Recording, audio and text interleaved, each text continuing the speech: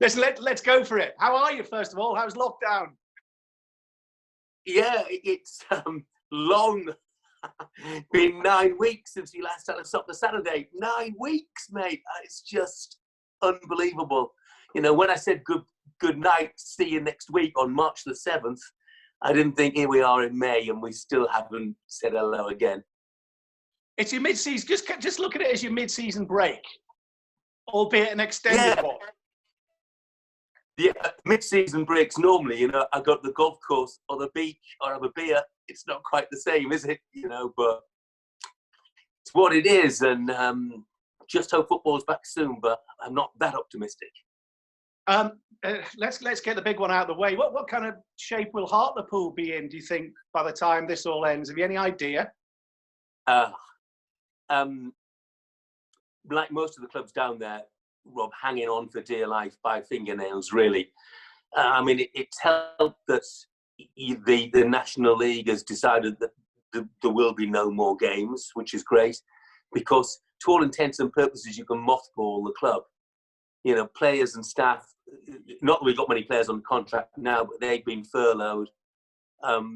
So we haven't got any real outgoing expenses or minimal outgoing expenses. And that gives us a chance of surviving whenever it starts again. But one thing, well, we can't play behind closed doors. We cannot play behind closed doors because that will be the death knell of every club at our level or a lower league level. You know, gate money is the lifeblood.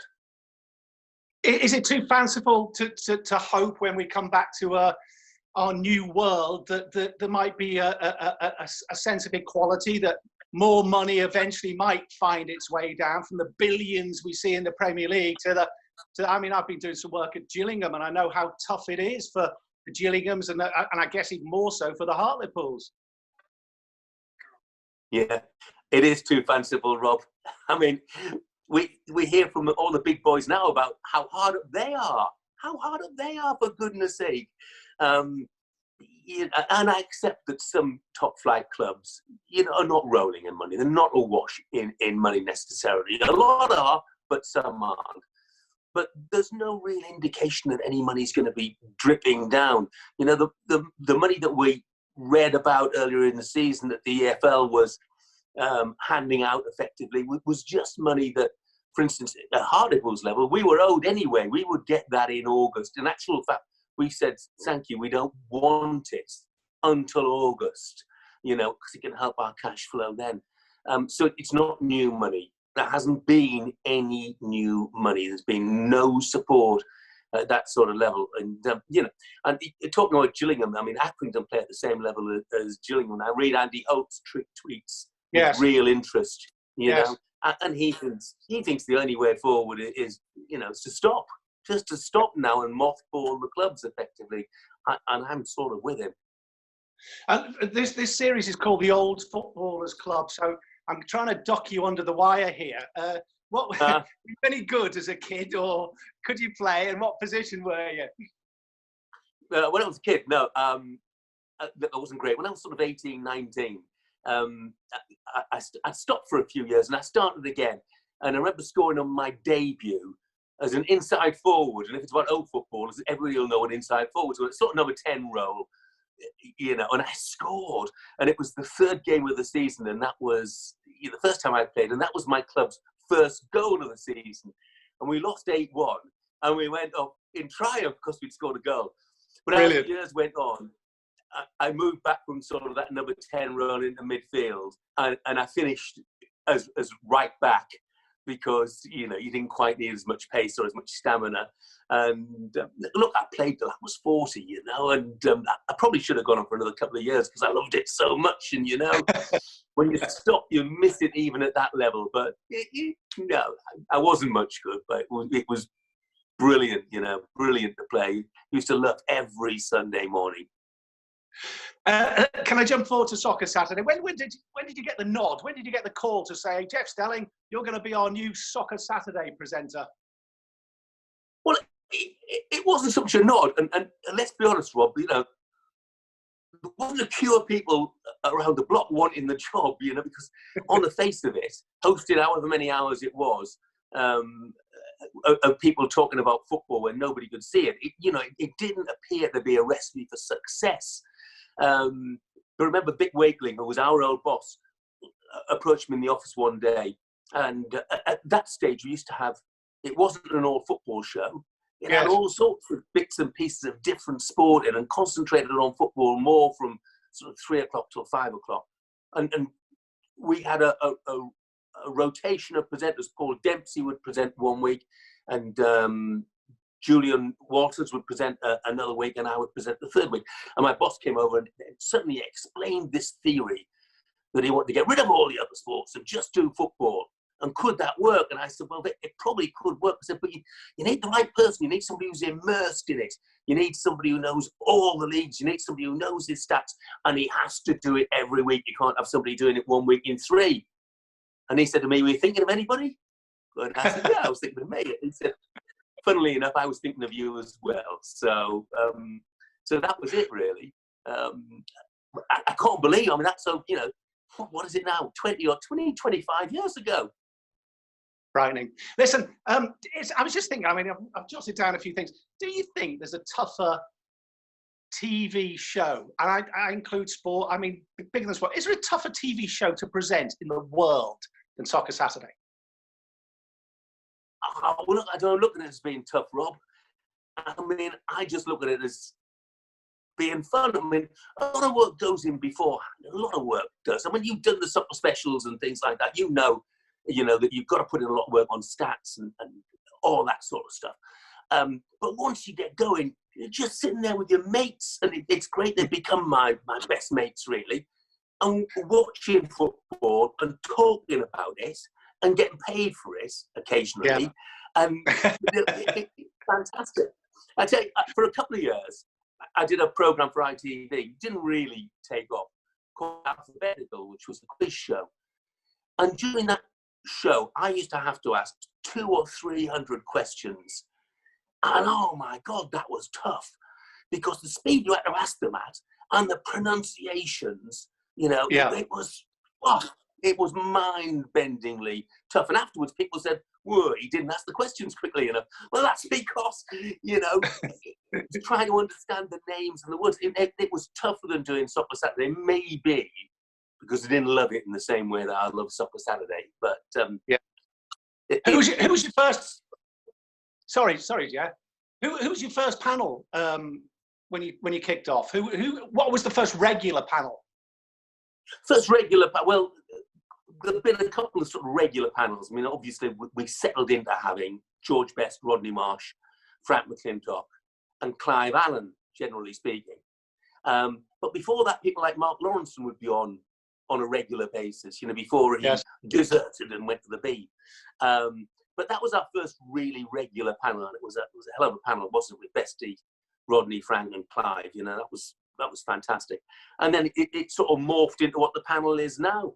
As people gradually left along the way. But look, there were fantastic days. I mean, the early days were brilliant days. Marshy was brought in just to be a, sort of agent provocateur. He wanted to make the headlines and make the headlines for the show, because we were a tiny viewing figure, so we needed somebody to be controversial and loud and make headlines. And he was the master at that. Rodney Marsh's Pigs in Lipstick doesn't get any better than that. No, I mean, honestly, he was just brilliant. And he would have pigs in lipstick, or all of his phrases. Even the blind squirrel occasionally finds a nut, and his relationship with Frank was absolutely brilliant. I mean, he would always call Frank a dopey defender. I mean, it was a lovely, lovely, lovely team. Tell us a little bit about George. I mean, I had the privilege of working with him. What was he like, George Best? I mean, obviously iconic figure. What was he like to work with on Soccer Saturday? Well, it was great on the Saturdays he was there. I mean, because you could, George has many qualities, but reliability was never one of them. And it didn't matter what he did. We told his wife to put him in a taxi. We told the taxi driver to take him straight to Sky and not to stop. But it's difficult for a driver, because when George Best George Best, the legend that is George Best, says, actually, driver, he said, just take me past the Feeney Arms. I just want to stop in there for 10 minutes. You know, as the driver, what do? You take me to the Feeney Arms, and like 2 hours later, he's still in there, and he's not appearing on the show. So, but he was a great character. I thought, you know, George was very quiet, really quiet and unassuming. You would never guess he was one of the world's great footballers. And I mean, I literally loved him to death. He was, despite all of his shortcomings, he was just fantastic. And again, you know, he was told at Sky that he would have a job for life. And it didn't matter how often he didn't turn up. You know, Sky always stood by that. He did have a job for life. You know, there's only one George Best. Is it easier as a presenter to be presenting with the same crew, like your regular back four, if you like, because I guess for a new guest coming in, it's difficult. I always think for a presenter as well, because you kind of know what the lads are not gonna say, but you know how to tweak the buttons. Is that the right phrase? Yeah, no, it is difficult for anybody new coming in, that's for sure. And it is easier for me if you, as you said, I've got the same back four. I mean, to go back to Marshy, for instance, you know, we had a conversation or conversations. I knew what he was going to say as an answer. And he knew that I knew what he was going to say as an answer. And he knew what the next question was going to be as well. You know, I mean, it was like a sort of to you. It was that sort of relationship. And, you know, we've got that now with Phil Thompson, for example. You know, obviously, I know how to wind Tomo up, but he knows how to frustrate me, if you like, as well. And it's a sort of game, you know. So we'll meet on a Friday night in the pub, and Tomo will tell me his view on the topic of the day. And his real view will be diametrically opposed to what he's just told me. So I can make myself look a total idiot on the Saturday when I try and wind him up about it. It's Brilliant. It's part of the game. One of the things one of the first shows that I did with Paul Merson, because the lads all go up, don't they? It's goal or chance, and you know when you're sort of concentrating. So Merce went up, goal like this. So immediately you've got so much going on that I went to Merce and I'm thinking Paul Merson goal. Oh no, Haybridge Swifts had come up on the teleprinter and had scored. I'm not saying I'm guessing he had some kind of interest in the game. I mean, how do you deal with things like that? Well, yeah, I mean, Mert in his gambling days, and he doesn't bet at all anymore. You know, that sort of thing would happen on a regular basis. He would come into the office on a Saturday morning and say, "Jeff, what do you think of Forford's chances against Brecon today?" And I said, "Well, how would I know, Mert?" And he said, "Well, the thing is that Brecon have got, you know, 5 players who got to work today, including their star striker. You know, and he's trying to persuade himself as much as me. But it's part of the it's part of the fun. I mean, Charlie's the worst at it, Charlie Nicholas, because he'll shout, "Oh!" You know, and you'll go to him and you'll see the shot just whistling past the corner flag or going over the stand. You think, oh, nobody's hit the bar at least, but not with Charlie, you know. I was going to say he's a drama queen, but he's a drama king in that sense. How do you deal with Cammy talking about beavers and missing red cards and all that kind of thing? Just Cammy, isn't it? You know him, you know as well as I do, and it's just Cammy. And people think it's an act, and it isn't. You know, he's an amazing character when you think of what he's achieved for being, with all due respect, a hell of a lot better footballer than me or you, but nevertheless, not top. Yes, quality. Indeed. You know, he's become more famous for his personality after football than he was as a footballer. And I don't think anybody else has ever really achieved that. You know, I agree with you. He works his socks off. Yeah, he works his socks off. And sometimes, again, you know, you talk about having the same back four. You sometimes you know what Cammy's going to do. So I remember going to a game, I think he was at Tottenham, and I went to him and he couldn't hear me. And the producer said to me, okay, we've got a problem with sound, don't go back to him. So I immediately linked to him again, knowing that he couldn't hear me. Did it a third time, knowing that he couldn't hear me, just so we could have the gag, you know, about, you know, Tammy's in another world. It worked nicely on the day. You can take the mickey out of him gently, but you give it back as well, you know. I mean, he's a brilliant operator, and yeah, you know, love him to death. Listen, what about, have you got anything planned? You've done some amazing stuff for prostate cancer, and I know the guys are very supportive of it. You've done marathons, you've done walks. Is there anything coming up in the pipeline? You know, I'm not sure, Rob. Funnily enough, today they've just sent me a lovely book which they've put together, which is, you know, a sort of memoir of all the walks with some fantastic pictures. And the fact we'd raised, I think, in the end, £1,130,000.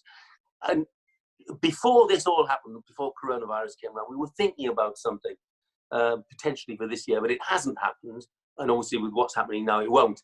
And it's a shame because charities are in, you know, terrible financial trouble at the moment. All the events that they would raise funds at, you know, aren't happening. So I'd like to do something else, but I'll be honest, I've got a bad foot and a bad knee. If I was a horse, they'd take me outside and shoot me. So I'm not sure, you know. I'd like to think I can do something else, but we'll just wait and see.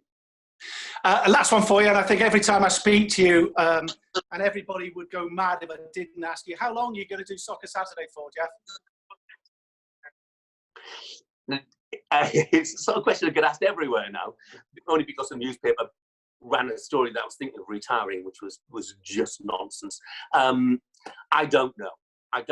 My new boss, new managing director of Sky Sports, when I had my first chat with him, he said, as far as I'm concerned, he said, you know, you can do it for as long as you want to.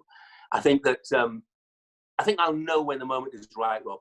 Last season, Paul Merson told me I was pronouncing David Wagner's name wrongly because I was calling him David Wagner. And he said, no. You know, he's got American ancestry, so it is David Wagner. The next time Paul Merson corrects me on pronunciation, I'll know it's time to retire. Jeff, listen, absolutely brilliant to talk to you as always. Take care, and hopefully this interview is going to go out at 3 o'clock on Saturday afternoon, actually, in tribute to you. But hopefully we'll see you back on The Real Thing very shortly indeed. Brilliant. All the best, Rob. You're looking well, mate. Cheers, and you too, pal. I'll speak to you soon. Take care, Rob. Cheers, Jeff. Bye-bye.